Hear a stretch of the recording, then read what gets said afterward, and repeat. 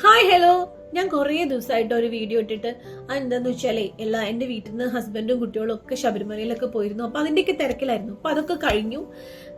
ഇന്നത്തെ വീഡിയോ എന്താന്ന് വെച്ചാല് നമ്മുടെ ബിഗ് ബോസ് സീസൺ 6ന്റെ ഗ്രാൻഡ് ഓപ്പണിംഗ് ഫെബ്രുവരി 25-നാണെന്നാണ് കിട്ടിയ റിപ്പോർട്ട്. പല സ്ഥലങ്ങളിൽ നിന്നൊക്കെ നമ്മൾ അറിഞ്ഞതാട്ടോ ഫെബ്രുവരി 25-നാണെന്ന്. പിന്നെ ഒരുപാട് പ്രഡിക്ഷൻ ലിസ്റ്റ് ഒക്കെ പറയുന്നുണ്ട്. അതിൽ എത്രത്തോളം ശരിയാണെന്നൊന്നും അറിയില്ല.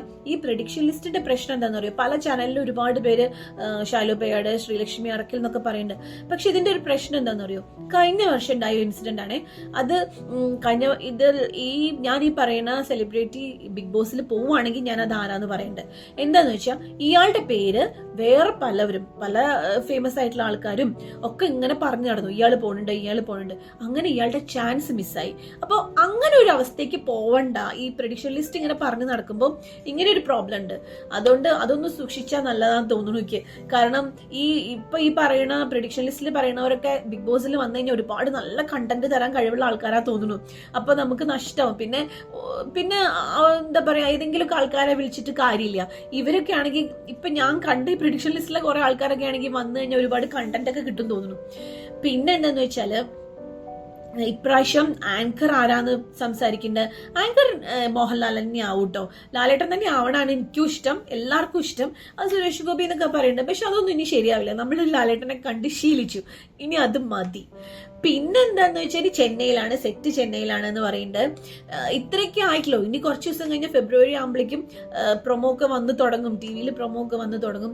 പിന്നെ സാധാരണ മാർച്ചിലാണ് തുടങ്ങാറ്, ഇപ്രാവശ്യം കുറച്ച് നേരത്തെയാണ്. പക്ഷെ ഈ ഫെബ്രുവരിയിൽ ആകുമ്പോൾ എക്സാം ടൈമാണ്, കുട്ടികളുടെ എക്സാം ഒക്കെയാണ്. ആ ഒരു ചെറിയൊരു ടെൻഷൻ ഉണ്ട് എനിക്ക്. പക്ഷെ എന്നാലും ഞാൻ കാണും, ഞാൻ കണ്ടിട്ട് അത് എന്തായാലും റിവ്യൂ ചെയ്യും. നിങ്ങൾ എല്ലാവരും വാച്ച് ചെയ്യും വേണം കേട്ടോ. അതൊക്കെ കാണും വേണം, സപ്പോർട്ട് ചെയ്യണം. പിന്നെ ഒരു കാര്യം, ഇപ്രാവശ്യം ഒരു കോമണർ ഉണ്ടാവും തോന്നുന്നു. പക്ഷെ എന്താന്ന് പറയോ, ഞാൻ ആഗ്രഹിക്കുന്നത് കോമണർ നല്ല ക്വാളിറ്റിയിൽ ഒരാൾ എടുക്കണം എന്ന്. കാരണം കോമണറെ സപ്പോർട്ട് ചെയ്യാൻ നമുക്ക് ഭയങ്കര ഇഷ്ടമല്ലേ, എല്ലാവർക്കും ഇഷ്ടമാവും. അതുകൊണ്ട് തന്നെ കോമണർ കുറച്ച് ക്വാളിറ്റിയില്ല, നല്ലൊരു കേപ്പബിൾ ആയിട്ടുള്ള ഒരാളാവണം എന്ന് ഞാൻ ആഗ്രഹിക്കുന്നുണ്ട്. അങ്ങനത്തെ ഒരാള് ഉണ്ടെങ്കിൽ അങ്ങനത്തെ ഒരാളെ കിട്ടട്ടെ. കാരണം കോമണറിനെ സപ്പോർട്ട് ചെയ്യാൻ എനിക്ക് തോന്നുന്നു ഒരുവിധം എല്ലാവർക്കും ഇഷ്ടമാവും.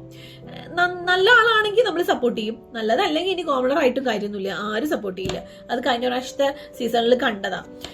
പിന്നെ ഇപ്രാവശ്യത്തെ സീസണിൽ ഞാൻ വിചാരിക്കുന്നത് ഞാൻ ആരും സ്പെഷ്യലായിട്ട് സപ്പോർട്ട് ചെയ്യില്ല, കണ്ടിട്ട് ഓരോരുത്തരെയും റിവ്യൂ ചെയ്യുക, അങ്ങനെയായിട്ട് ഉദ്ദേശിക്കുന്നത്. പക്ഷെ വേറൊരു പ്രശ്നമുണ്ട്, ഇത് ഓട്ടോമാറ്റിക്കലി നമ്മളെ കൊണ്ട് അവരെന്നെ സപ്പോർട്ട് ചെയ്യിപ്പിക്കുന്ന അവസ്ഥയ്ക്ക് വന്നാൽ പിന്നെ പറഞ്ഞിട്ട് കാര്യമില്ല. അങ്ങനെയാണ് കഴിഞ്ഞ സീസണിലൊക്കെ കണ്ടത്. കാരണം ഓട്ടോമാറ്റിക്കലി നമ്മൾ ഒരാളെ കൂടി ഇഷ്ടപ്പെട്ടു പോകും. അത് അതിന്റെ ഉള്ളത്തെ അവസ്ഥ, അത് നിങ്ങൾക്ക് അറിയാലോ, കാണുന്നവർക്ക് അറിയാലോ. എന്തായാലും ഇപ്രാവശ്യത്തെ സീസൺ നല്ലൊരു അടിപൊളി സീസൺ ആവട്ടെ എന്ന് വിചാരിക്കുന്നു. പിന്നെ കൂടുതലും ഇപ്പൊ ഒരുപാട് സോഷ്യൽ മീഡിയയിൽ കിടന്ന് കോൺട്രവേഴ്സീസ് ഉണ്ടാക്കിയ ആൾക്കാരുണ്ടാവല്ലോ, അവരെ ആയിരിക്കും കേട്ടോ മിക്കവാറും. അങ്ങനത്തെ ആൾക്കാരായിരിക്കും എനിക്ക് തോന്നുന്നു കണ്ടസ്റ്റൻസ് ആയിട്ട് ഉണ്ടാവുക തോന്നുന്നു. പിന്നെ അങ്ങനെയാണെങ്കിൽ ഇപ്പൊ ജാസ്മിനും അസ്ലയൊക്കെ ഉണ്ടാവാൻ ചാൻസ് ഉണ്ട്, അറിയില്ല. എന്തായാലും അടിപൊളി ആവട്ടെ. ഞാന് കാത്തിരിക്കാണ്. നിങ്ങൾ സപ്പോർട്ട് ചെയ്യണം. നമുക്ക് ഒരുമിച്ച് അടിച്ചു പൊളിച്ച് കാണാം.